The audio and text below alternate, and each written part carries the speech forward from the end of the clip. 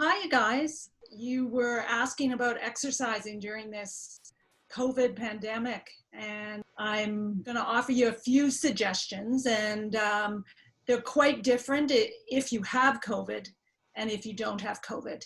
And because the COVID issues have shut down a lot of exercise opportunities for people, it is still really, really important if you are basically a healthy spinal cord injured person to try to incorporate exercise into your weekly routines like you were doing before, or if you weren't doing it before, to make it part of your daily routines. If you have COVID, because of the significant effects it could have to or has to your cardiorespiratory system, it's important that you have direction from medical doctors regarding how much exercise. There is lots of issues if you actually have COVID with fatigue and breathing. And so I think you really have to be monitored a lot more closely than if you are just in a less accessible, more isolated situation. So it's about really finding ways for you to exercise that maybe you weren't before because you used to go to a gym that's no longer open. So I don't know what you guys, were you guys going to gym before COVID? Yeah, I certainly was. Regular routine would have been using the park facilities at Blueson 5 days a week generally, Mondays to Fridays, generally a morning workout, anytime after 9 o'clock till early afternoon. So definitely a big part of my, weekly routine. And not just from an exercise point of view, but also from a social point of view with the connection you have with the community at that gym, and the volunteers and staff too, who we can also lean on for suggestions as far as exercise is concerned. So that's definitely been a big hole in every week. But it's been about adapting and maybe even trying some new things that hopefully we'll be able to carry on with once this eventually clears, hopefully. What do you think, Linda? Yeah, I'm much like you, since we knew each other at the gym.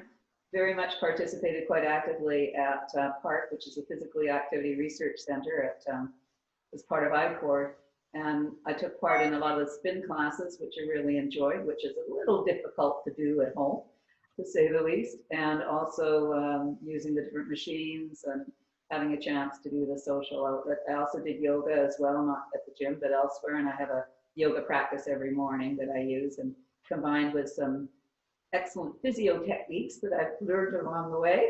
And thanks, Shannon. And also just having a chance to keep that active involvement through walking and going through my volunteer work, which is one of them are at Van Dusen. So having a chance to be out and do that kind of out and about things, which was really important. So, and I found one of the first things that was difficult is you just get sucked into all this news and listening. So one of the things that helped motivate me the most, quite frankly, and along with one other thing I'll speak about later, is moving my cell phone out of my bedroom and then doing my yoga and physio exercise first, then getting washed and dressed, and then I managed to figure out how to get on and off my rowing machine.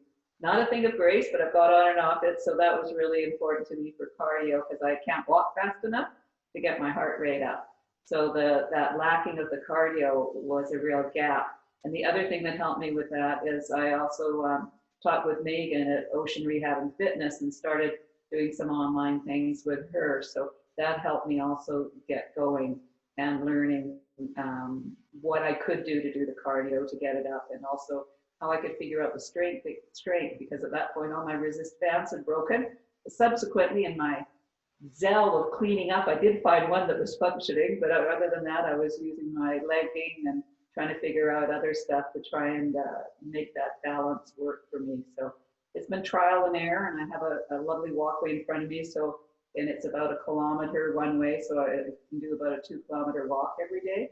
So that's been good. So it's pretty well. Really good suggestions. And I think just to intersperse, the you know, the guidelines for people with spinal cord are regarding cardiorespiratory health and cardiometabolic health. And the difference, you know, with cardiorespiratory health, it's really about your exercise capacity and your muscle power.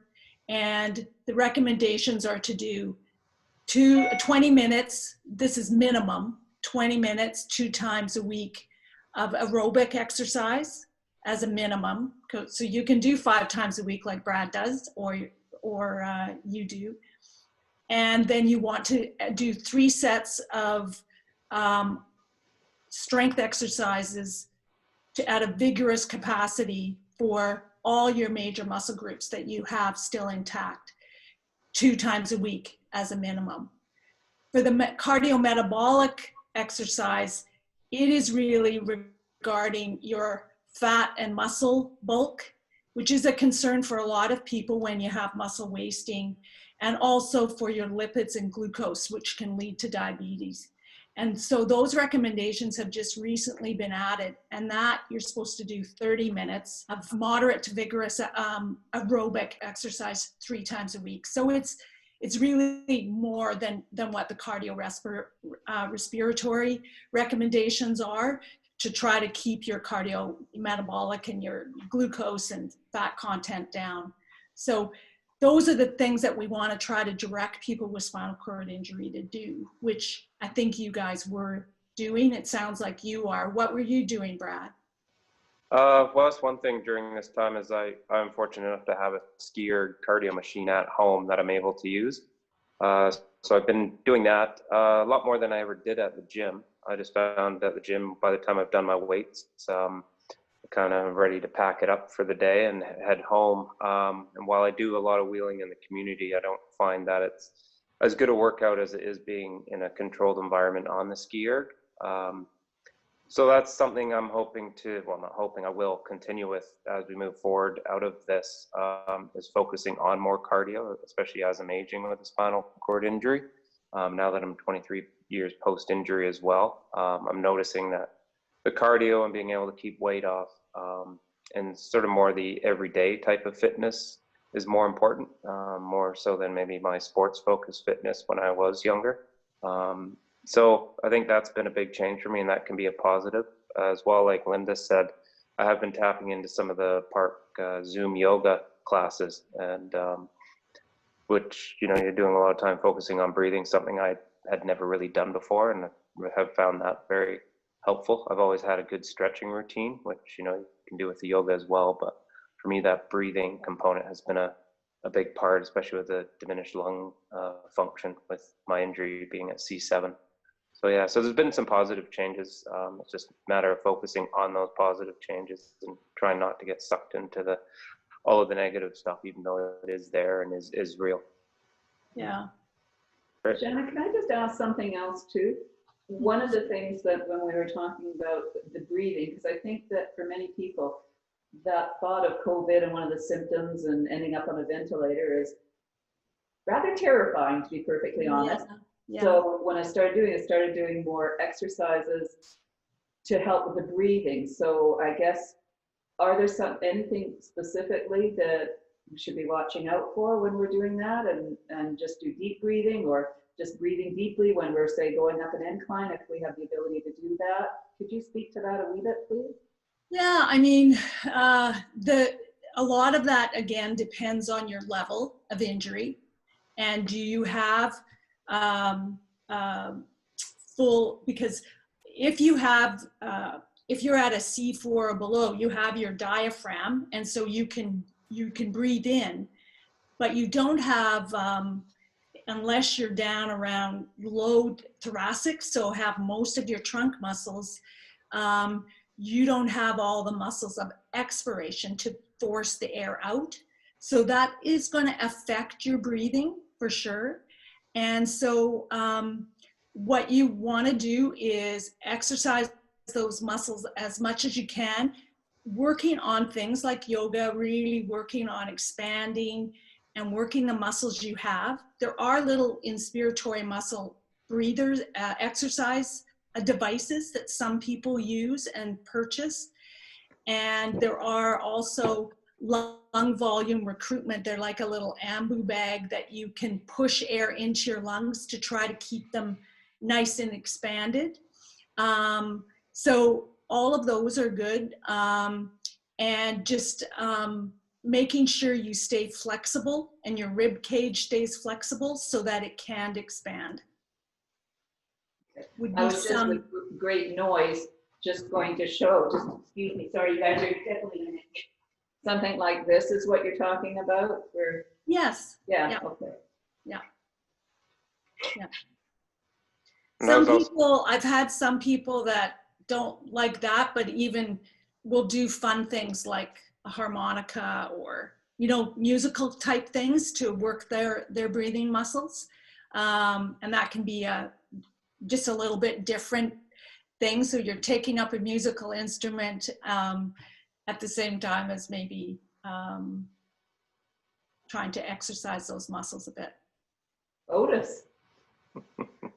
I was going to ask you, Linda, what do you think about motivation and keeping motivated to work out? I think that's one of the things with not having that routine of getting up and out of the house and getting to park is just that, why am I going to do this today? You know? Yeah, I think that putting the cell phone away and making sure I did some things before I checked my email and other things helped tremendously. And I must admit that missing the support of the gym that we go to and having a chance to kind of have that camaraderie as well makes a difference. So for me, it was getting outside actually and walking. And also when they started putting the classes online and connecting with people from the gym and being able to follow a routine, that helped with the motivation. Plus with Megan through Ocean Fitness and Rehab also helped tremendously with that too. Yeah. Yeah. Yeah. I noticed just from being there, you know, generally 5 days a week, that if you miss a day, people start asking where you were. So it almost keeps you in check without, you know, asking for it. So even just finding friends like you who ask, oh, how was your ski today on the skier? There's still that sort of checking in, and you feel this thing, oh, I better do it because so-and-so is going to ask me about it. And so yeah, just finding new ways again of keeping motivated and connected with people at the same time. Yeah, and then it feels better, quite frankly, too. So oh, yeah. That kind of feeds into it once you get into that. That's not to say that every once in a while you don't have the slump and you try and figure out, okay, what's this blue funk about? And then I usually find I need to boot myself outside and do some exercise or do an extra, you know, real hard push on the rowing machine and get the rates up higher. And that kind of changes the endorphin, the whole other structure that's going on, and helps me kind of keep on going then. Yeah, sure. No, that's really good. I mean, you know, really, it's not that different than what able-bodied people need, right? They have the same issues and need supports and motivation during this COVID time. And so I think that, I mean, you're doing it right by just trying to stay connected. And the online, there is so many online options now. You still have to go to your computer and have computer access and turn it on, but it's a good option for many people. Yeah, it's a tricky balance though sometimes because everything's being done Zoom, and I must admit that there are times when I think, okay, I want to get away from this screen, but then I want the connection with people to see how they're doing and how things are going. So it's trying to figure out that balance there. So yeah.